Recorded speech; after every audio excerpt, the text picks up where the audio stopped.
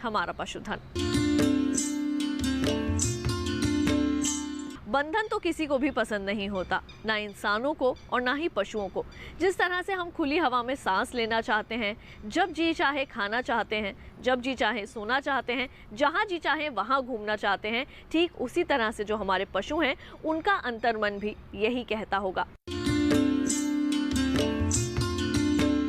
गाय पालन का काम हमने 1996 से शुरू किया है। लगभग 22 साल से ज़्यादा हो गए हैं। मेरे पिताजी ने शुरू किया था और उस समय मैं उनका सहायक था। अभी मेरे बच्चे भी मेरे साथ काम कर रहे हैं। पिताजी का आशीर्वाद भी है, पिताजी भी देखभाल करते हैं और मेरे बच्चे और मेरे भाई भी मुझे सहयोग करते हैं। मेरी पत्नी भी मुझे सहयोग करती है। अभी मेरे पास जो है ये छोटी गौशाला है, इसके अंदर गिर नस्ल की गाय है,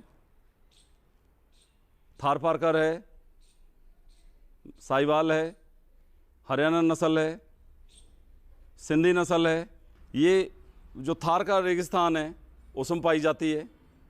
आजकल थार का एक हिस्सा पाकिस्तान के अंदर चला गया है, तो वहाँ की नस्ल है, राजस्थान की मूलत, अब तो इसको राजस्थान की नस्ल बोलते हैं।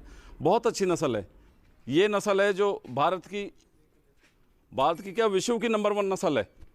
ये गिर नस्ल है और विश्व में सर्वाधिक दूध का रिकॉर्ड गिर का 120 लीटर जो ब्राज़ील के अंदर है, वो भारत से ही वो लोग लेके गए और उन्होंने नस्ल सुधार करके 120 लीटर दूध उत्पादन उन्होंने कर लिया है, जो कि विश्व में अद्वितीय है। कुछ लोग हॉस्टन फ्रीजन को मानते हैं कि वो ज़्यादा दूध देती है, नहीं। नंबर 1 का जो रिकॉर्ड है 120 लीटर का, वो गिर का है। ये साहिवाल नस्ल है। ये पंजाब की 1 नंबर की नस्ल कही जाती है भारतीय नस्ल में, देसी गाय में। ये साहिवाल का जो दूध है बहुत अच्छा होता है, गाढ़ा दूध है और गिर के बाद इसी का स्थान आता है। इसका दूध बहुत ही अच्छे फैट वाला होता है और ज़्यादा दूध दे देती हैं। 20 लीटर से ऊपर इस गाय का दूध है। हमने जो इसका उत्पादन लिया है 20 लीटर लिया है। इसका नाम है जी हरियाणा की नस्ल है ये, और इसको हिसार नस्ल बोलते हैं और नंबर 1 है हरियाणा के अंदर। हरियाणा में जो सबसे ज़्यादा दूध देने वाली नस्ल है इसको हम हिसार नस्ल कहते हैं और बहुत ही अच्छी इसकी रोग प्रतिरोधक क्षमता है। दूध भी ये 15 लीटर से ज़्यादा देती है। अब सर्दी के मौसम में इनका विशेष ध्यान रखते हैं, जैसे कि अब धूप निकली हुई है तो दिन में इनको धूप में रखते हैं। सुबह से ये धूप में रहेंगी और रात के समय इनको मकान के अंदर रखते हैं और मकान में पूरा इनका नीचे से फर्श को सूखा रखते हैं बिल्कुल। उसमें पत्ते वगैरह थोड़ा तूड़ा वगैरह डाल के रखते हैं। एक किस्म से उनका बेड बना देते हैं जो उनको सर्दी ना लगे। एक समय में इसको बाजरा का दलिया देते हैं। वो खाली बाजरा होता है, ये रात के समय देते हैं। बाजरा और गुड़, बाजरे को भिगोकर और इसको उबालकर और गुड़ मिला के इसको देते हैं शाम के समय, तो इससे इनको सर्दी नहीं लगती। ये पौष्टिक दलिया है जी। इसमें मैंने खनिज लवण मिला रखे हैं, मिनरल मिक्सचर होते हैं, वो भी इसके अंदर मिक्स है। इसमें इस दलिया के अंदर गेहूं है, जौ है और मक्का है, बिनौला है और रागी भी इसके अंदर है, गवार है और इसमें गुड़ इसमें उबाल के हम डालते हैं। जब इसको उबाल लेते हैं फिर गुड़ डालते हैं, तो इसे खाने से गाय की बहुत पौष्टिकता रहती है, दूध बढ़ता है। तो इसलिए ये इसको हम दोनों समय खिलाते हैं। ये जो मेरे हाथ में है ये खल है, ये खल बिनौला और सरसों की खल है, तो इसको हम भिगो के खिलाते हैं और इसमें साथ में छिलका मिला देते हैं। छिलका बहुत पौष्टिक होता है। जैसे हमें फाइबर की ज़रूरत होती है, इस तरह गाय के लिए फाइबर की ज़रूरत होती है, तो ये भरपूर स्रोत है छिलका जो फाइबर का। तो ये छिलके के साथ हम भिगो के इसको बांट बोलते हैं इसको हम, तो ये भी हम इसको खिलाते हैं। ये गुड़ कैल्शियम का भरपूर स्रोत है और गुड़ को हम गाय को रोटी के साथ देते हैं सुबह 10-11 बजे और फिर इसको दलिया में मिक्स करके देते हैं। गरम दलिया होता है, उबला हुआ दलिया होता है, उसमें मिक्स करके देते हैं। और रात के समय इसको हम, जैसे हम खाना खाने के बाद दूध पीते हैं, तो गाय को भी हम इसका मिक्सचर बनाते हैं और गर्म पानी में गुड़ को उबालकर, थोड़ी मेथी डालकर, थोड़ा काला नमक डालकर, थोड़ी अजवाइन डाल के, वो बहुत सारी उसमें मिक्सचर और मिनरल बन जाती हैं, बहुत पौष्टिक होता है।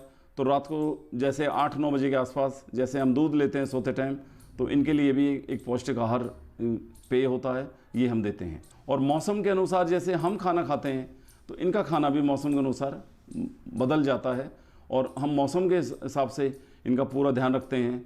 बाजरा है, गुड़ है, गाजर है, चुकंदर है, हरा चारा भी मौसम के हिसाब से हम देते हैं। ये सर्दी का मौसम है तो इसमें बरसिम है, जौ है, जई है और बहुत सारी चीज़ें इसमें मिक्सचर है, वो मिक्सचर हम बना के देते हैं। तो इसको खाने से इनके तमाम तरह के जो मिनरल हैं, विटामिन हैं, उसकी पूर्ति हो जाती है। इसके अलावा मिनरल मिक्सचर भी इनको 50 ग्राम हम रोज़ देते हैं, एक समय में खांड के अंदर मिक्स करके देते हैं। तो उससे भी इनको किसी तरह की भी डेफिशिएंसी जो बॉडी में होती है वो नहीं होती है। तो अभी आपने देखा सेगमेंट हमारा पशुधन। किसान भाइयों बहनों, गर्मियों का मौसम है और इस चिलचिलाती गर्मी के मौसम में अगर आप अपने पशुओं का ठीक प्रकार से रखरखाव करेंगे तो उनका स्वास्थ्य तो बेहतर बना ही रहेगा, साथ ही साथ आप उनसे अच्छा उत्पादन भी प्राप्त कर सकते हैं। तो आइए देखते हैं कि इस माह का पशुपालक कैलेंडर क्या सलाह देता है। मई में ध्यान देने वाली बातें। मई माह में अधिक तापक्रम होने की संभावना रहती है। साथ ही कुछ स्थानों पर आंधी तूफान के साथ वर्षा भी प्रायः होती है। गर्मी जनित रोगों के फैलने से पशुओं में तापघात, जल और लवण की कमी, भूख कम होना एवं कम उत्पादन जैसे लक्षण देखने को मिलते हैं। पशुओं को धूप और लू से बचाने के उपाय करें। चारे का संग्रहण और उसकी समय पर खरीद कर सकें, ऐसे उपायों के बारे में सोचें। पशुओं में लवणों की कमी न होने पाए, इसके लिए लवण मिश्रण निर्धारित मात्रा में दाने या बाटे में मिला कर दें। पशुओं के आहार में मौसम के अनुसार आवश्यक बदलाव करें। गेहूं का चोकर और जौ की मात्रा बढ़ाएं। पशुओं को संतुलित आहार दें जिससे उनकी दुग्ध उत्पादन क्षमता बनी रहे। चिंचड़ों और पेट के कीड़ों से पशुओं के बचाव का उचित प्रबंध करें।